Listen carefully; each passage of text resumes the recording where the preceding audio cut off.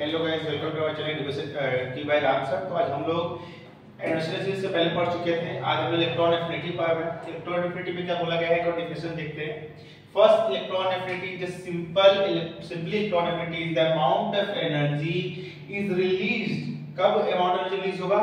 जब one electron is added to the neutral gases atom. जब भी किसी भी इलेक्ट्रॉन को जब न्यूट्रल गैस एटम के साथ ऐड किया जाएगा तो सब अमाउंट ऑफ एनर्जी क्या होगा, रिलीज होगा। और इसमें जब रिलीज होगा उसके साथ क्या होगा, एक मोनोवैलेंट नेगेटिव आयन क्या होगा, फॉर्म होगा।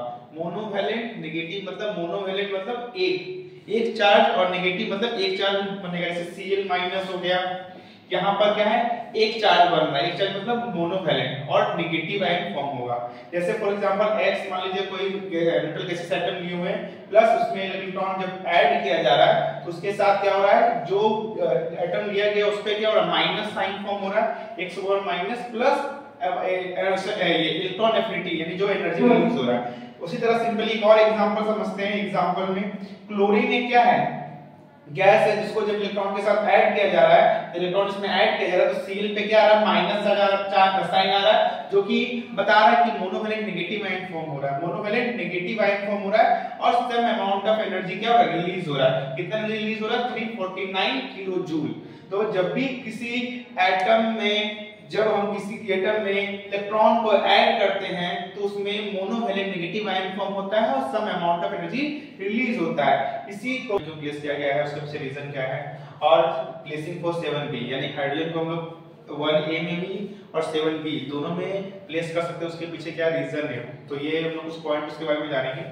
तो पहला पॉइंट बोला, like the alkali metal hydrogen is electropositive. यानी कि जैसे अल्कली मेटल क्या होते हैं, ग्रुप 1a में आते हैं, तो अल्कली मेटल की तरह हाइड्रोजन में भी क्या होता है, इलेक्ट्रोपॉजिटिव। अल्कली मेटल तो होते ही हैं और दूसरा इलेक्ट्रोपॉजिटिव होता है, यानी जैसे H+ है ना, तो इलेक्ट्रोपॉजिटिव होता है। सेकंड पॉइंट बोला है, वैलेंसी ऑफ हाइड्रोजन इज क्या होता है, 1 होता है, जो क्या इंडिकेट कर रहा है कि अल्कली मेटल्स आल्सो मोनोवैलेंट, यानी कि हाइड्रोजन के भी वैलेंसी 1 होता है और जितने भी अल्कली मेटल्स होते हैं वो क्या होते हैं, मोनोवैलेंट होते हैं। तो ये रीजन है कि इसको फर्स्ट ए ग्रुप में भी प्लेस कर सकते हैं और प्लेसिंग किया गया है। दूसरा रीजन फॉर प्लेसिंग 7b यानी 7b में प्लेस करने का क्या रीजन है, जो कि एग्जाम में काफी पूछा जाता है, एग्जाम पॉइंट ऑफ व्यू से भी इंपॉर्टेंट है। तो पहला पॉइंट बोला गया है, लाइक द हैलोजेंस, यानी जितने भी 7b में आते हैं वो सब हैलोजेंस होते हैं। हैलोजेंस एलिमेंट्स क्या क्या होते हैं, जैसे क्लोरीन, ब्रोमीन, आयोडीन, ये सब जितने भी हैलोजेंस हैं उसके तरह हाइड्रोजन भी क्या होता है, नॉन मेटालिक एलिमेंट होता है।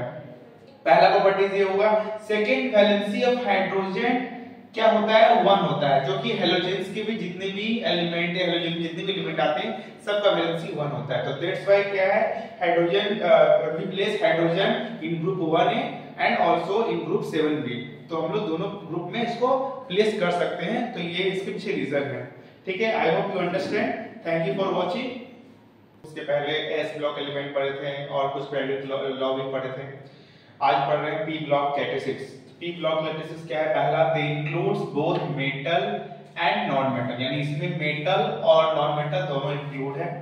Second, generally bad conductor of heat and electricity, यानी ये इलेक्ट्रिसिटी के बैड कंडक्टर यानी माना गया है हीट और इलेक्ट्रिसिटी का।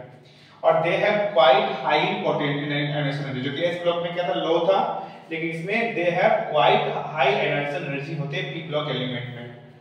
I hope you understand. Thank you for watching.